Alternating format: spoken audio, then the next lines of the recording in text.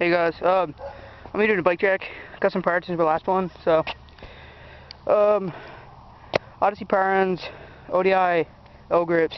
They're really worn down, but they're comfortable.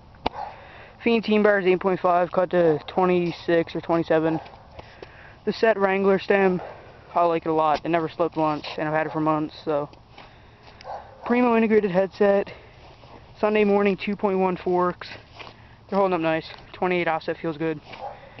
Alienation delinquent rim, lace 2 demolition bulimia hub with shadow spokes, 2 G-Sport gland guards, 2 demolition dumbchuck V3 pegs, and odyssey Aaron Ross tire. Fit Marv frame 20.75, got steep head tube 75.5, short back end 13.1. Feels really good. I like it a lot. Haro fat seat, kink seat post, stolen team cranks 170. I've had them for ages now and they're holding up really good. Shadow Ravenger metal pedals. I always stuck by Shadow PC pedals, but these are just as good. But they cut up your legs, but whatever. Tree OG spline drive sprocket, homemade bash guard, stolen revolver bottom bracket.